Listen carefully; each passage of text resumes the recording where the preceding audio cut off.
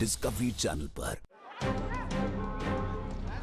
একজন অ্যাথলিট হিসেবে লো চিয়ালিং এর লক্ষ্য হলো অলিম্পিক মেডেল জেতা। তাইওয়ানের লোকজনদের এবং তার অনুরাগীদেরও এটাই স্বপ্ন।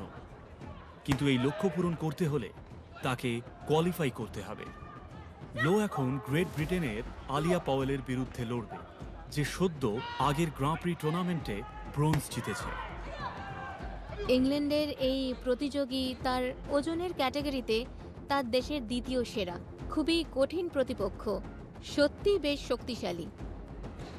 সমানে সমানে লড়াই চলছে, দুজনেই এক রাউন্ড করে জিতেছে। তৃতীয় রাউন্ডটাই হলো টাই ব্রেকার, কিন্তু কেউই হাল ছাড়ছে না। ওর স্ট্রেট পাঞ্চ খুবই জোরালো। আমাকে একটা দিয়েছে, সত্যিই লেগেছে। আমার কিন্তু ভয়ঙ্কর সাইড ক্র্যাম্প হচ্ছে।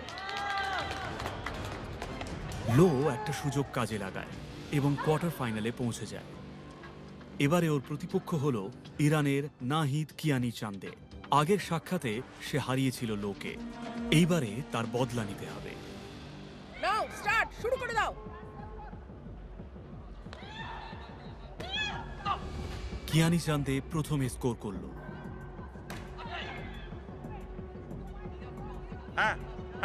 ওপরে লো প্রতিপক্ষকে চোট পাওয়া বাঁ পাটা দিয়ে আক্রমণ করতে বাধ্য হল।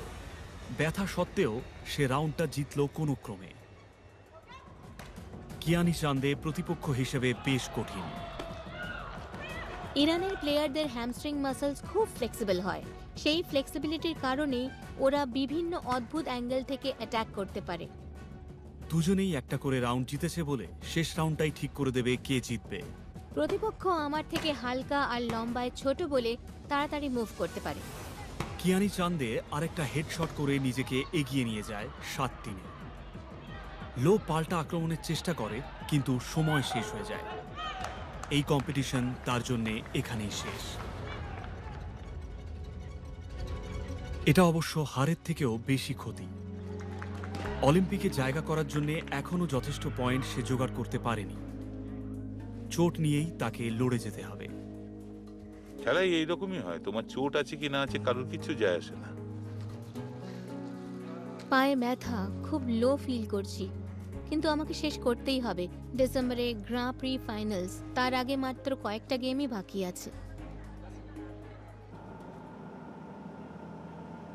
এই মুভটার জন্য অ্যাঙ্কেল একটু চাপ দাও। কম্পিটিশনের সময় চোট পাওয়াটা তাইকোয়ান্ডোতে হয়েই থাকে। সেই জন্য দুটো ম্যাচের মধ্যে সম্পূর্ণ সেরে ওঠার সময় না থাকলেও মেডিকেল টিমকে যতটা সম্ভব চেষ্টা করতে হয়। এই জায়গায় এইখানে? না, একটু হ্যাঁ, ভেতর এইদিকে। দিকে, এই মানে জায়গায়। প্যাটেলার টেন্ডনে এখনো ব্যথা আছে? হ্যাঁ, আছে। আচ্ছা, দেখছি। তাইকন্ডো অ্যাথলিটরা তাদের শরীরের পুরো ওজনটা এক পায়ে বহন করে এবং আর একটা পা ব্যবহার করে আক্রমণ বা প্রতিরোধ করার জন্য। আর এটাই হলো তাইকন্ডোর অন্যতম একটা টেকনিক। এর জন্যই মাসলে চোটের সম্ভাবনা অনেক বেশি থাকে। ফুজেন ক্যাথলিক ইউনিভার্সিটির ফিজিওরা তাদের কাজে খুবই এক্সপার্ট।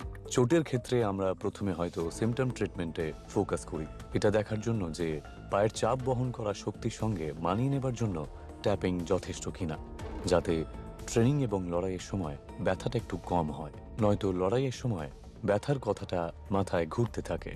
একবার ব্যথাটা সহ্য করার মতো হলে ট্রেনিং আবার শুরু করা যেতে পারে এবং প্রযুক্তিও সাহায্য করতে পারে। শারীরিক কন্ট্রোলের উপর ফোকাস করো। একবার শরীর স্টেবল হলে কিক স্পিড বাড়াও। প্রাথমিকভাবে রিফ্লেক্স ট্রেনিংয়ে এই রিঅ্যাকশন লাইট সিস্টেমটা ব্যবহার করি, রিঅ্যাকশন টাইমস, অ্যাজিলিটি এবং পজিশনিং অ্যাকিউরেসি বাড়ানোর জন্য।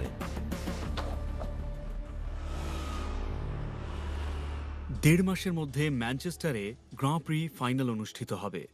অলিম্পিকে এই বছর জায়গা পেতে হলে পয়েন্ট জোগাড় করার জন্য লোয়ের এটাই শেষ সুযোগ। কিন্তু এখনও তার চোট সারেনি, তাই কোচ লিউ বাইরের একজনের সাহায্য নিলেন।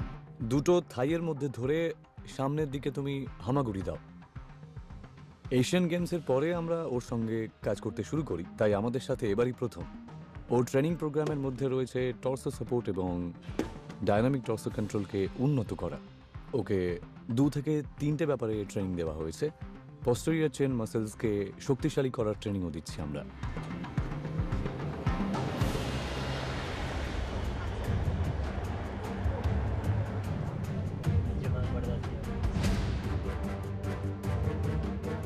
তাইওয়ানে হেরে গেছে বলে এখানে ওকে প্রথমেই খেলতে হবে। আমরা যদি না জিততে পারি আর 100 পয়েন্ট না পাই, তাহলে সব আশা শেষ।